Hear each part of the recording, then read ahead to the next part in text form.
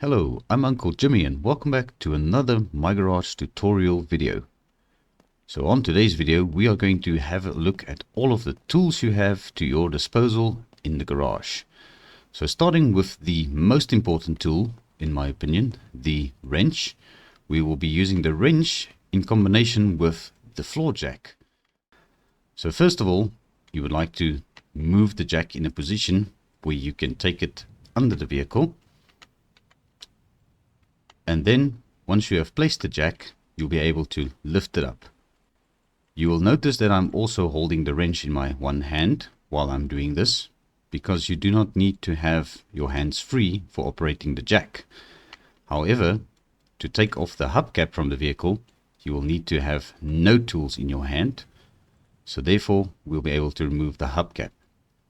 Now we can proceed by loosening the wheel bolts or the lug nuts and remove the wheel. So there we go. That is basically the function of a wrench. Pretty simple. So next up, we're going to have a look at the screwdriver. So the screwdriver is a common tool for you removing door mirrors and also things like license plates. However, I removed this license plate beforehand just to show that you are unable to replace damaged parts back onto a vehicle. So for that reason, let's showcase this with the rear license plate.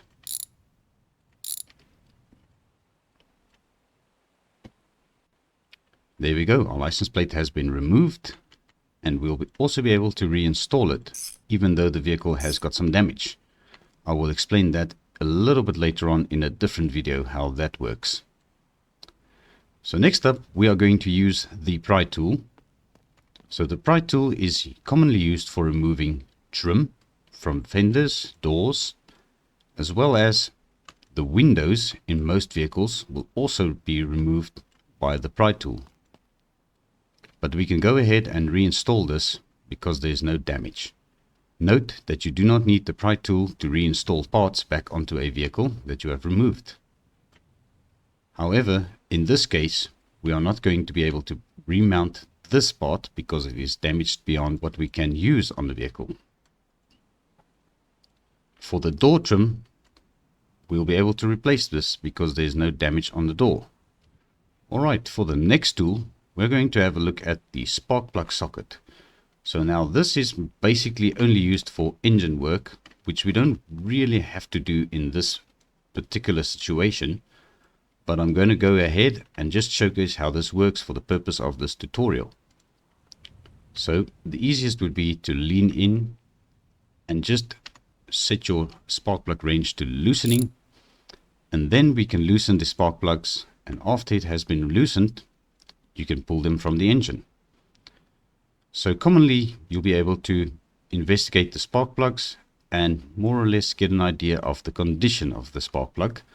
In this case, this one still seems to be in good condition, so we can replace it and just tighten it back down.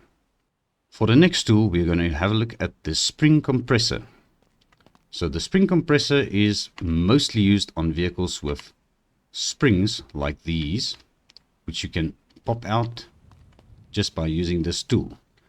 Note that once the spring has been removed, you will also need to be equipped with the spring compressor to get the spring back into position.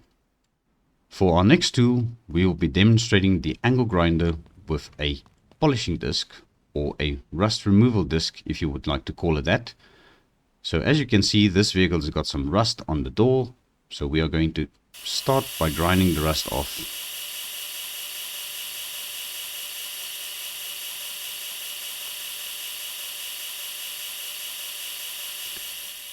Ensure to cover a little bit more than the necessary area when grinding rust off, just to ensure you get all the edges of the rust removed from the door panel.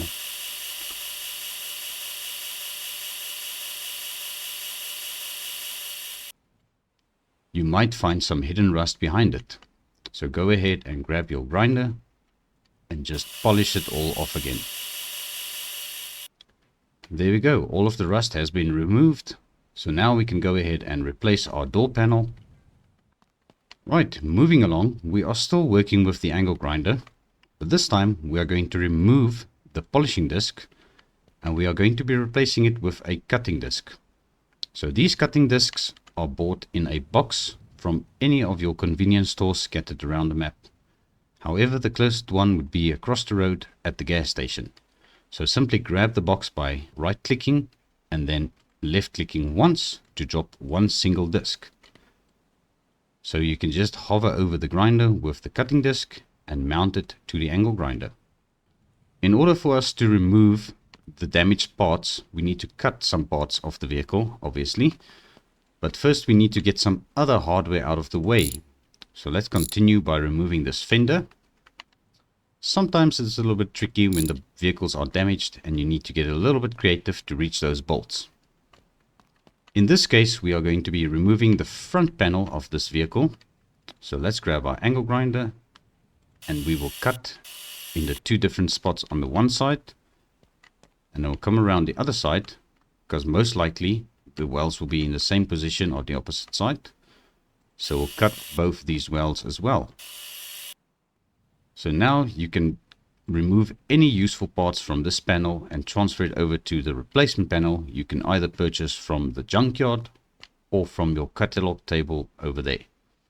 For the next tool, we are going to have a look at the hammer. So the hammer is commonly used for body panels that are fixable. For example, this quarter panel on the front right of this vehicle is damaged beyond repair, so this needs to be replaced, and that can also be sold as scrap metal. But if you look closely, the damage on the rear of this vehicle is fixable with the hammer. So giving it a couple of bangs with the hammer should straighten out most of the damage. So you can continue by doing this with all the damaged panels, ensuring the little hammer icon disappears. Then your panel has been successfully repaired to the best of its ability with the hammer. Remember, you can also do floorboards such as the trunk floor, as well as wheel liners, and in general just floorboards of the vehicle itself if they are damaged. In this case, our vehicle only had some minor damage to the floorboard, so that has been easily repaired. Just a note, license plates can also be repaired if they aren't damaged beyond repair. For the next part, we are going to start using some consumable items like the body filler. So this is commonly used for smoothing out places where you have knocked the dents out with a hammer. Now bear in mind that you have a limited amount of body filler in your canister and you'll have to go and buy some more from the shops like the one across the road. So you can continue working around this panel, just ensuring that you cover all of the areas that has been damaged. Right, once you have finished your canister of body filler, you will notice that the lid has disappeared when you have left the item. That means that your canister can now be recycled and is no longer needed. Moving along, we've got the tire pump. So this is a common item you will use to air up tires that have seemed to have lost a little bit of pressure. Normally you will be able to deflate tires by means of pressing on the valve, and also with your air pump equipped you'll be able to inflate the tires. So let's go ahead and air this tire up until it stops moving. At this point you will have the optimal pressure in your tire. The next tool we have in our hand is basically used mostly for moving furniture such as tables, as well as the tire mounting machine, your engine stand, and shelves. So these parts can all be moved anywhere you'd like. You can also move bigger items such as the car lift and the big old green trash can outside. You can also grab this with the move tool. Very handy little tool. Alright, let's continue with the rest of the work we need to do to remove this damaged inner fender out from the vehicle. You will notice as you use your angle grinder more, the disc will start wearing out and you'll have to replace it at some point. When cutting parts off a vehicle, remember that you need to unbolt all of the parts that are attached to that panel you're trying to remove. So this might require different tools in order to do so. So let's go ahead and grab our wrench. We are going to unbolt the battery. Then we will go and undo the wires that are connected to this panel.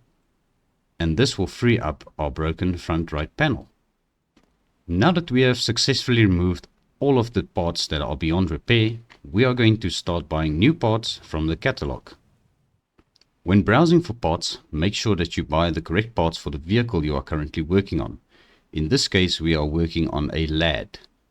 So navigate and see if you can find the parts you are required to purchase. Alright, perfect. So we've got our new parts and we are ready to start putting them back onto the vehicle. This is a very important piece of equipment you will need in order to get your panels welded back onto the vehicle. So simply grab your electrode box and drop one electrode. You have to look very closely to figure out where this thing is, because they are very small and very thin. So you can grab the handle from the welding machine and just place it anywhere on the floor. Then you can grab your welding handle and you will see the places where you need to weld. So let's repeat this process for the front panel we have purchased from the catalog.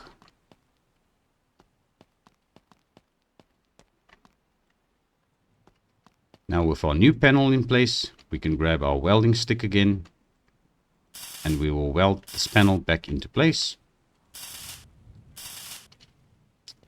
You will notice that your electrodes will start getting shorter as you use them more and more.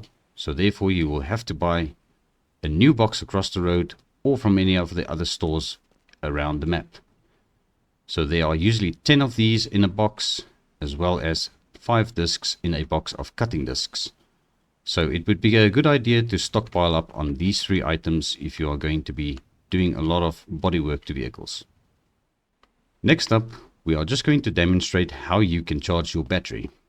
So for example, if you have a vehicle with a dead battery, you can remove the battery and place the battery charger on the battery, and it will indicate whether it is charging the battery or not. If your battery is not charging, it is basically at that point where you need to replace it.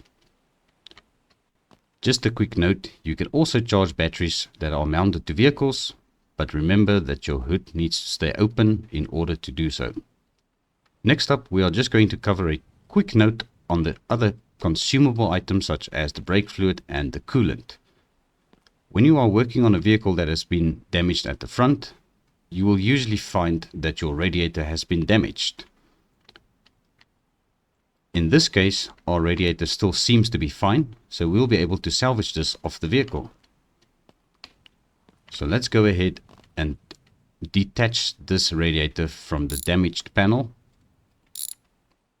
Once you have your radiator out, you can give it a visual inspection to see if there are any places leaking, and you can also unbolt your bolts and recenter your hoses on the radiator, ensuring that everything is nice and in place.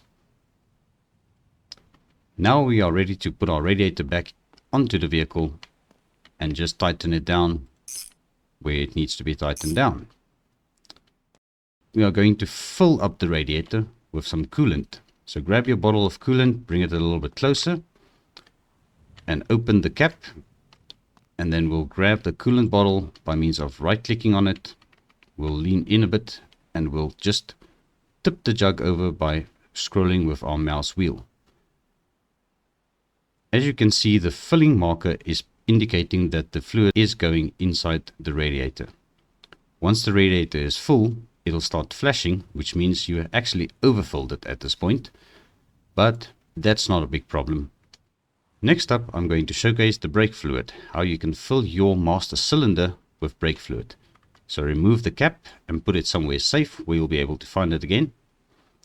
Grab your bottle with the right mouse button, and you can also start pouring it with your scroll wheel.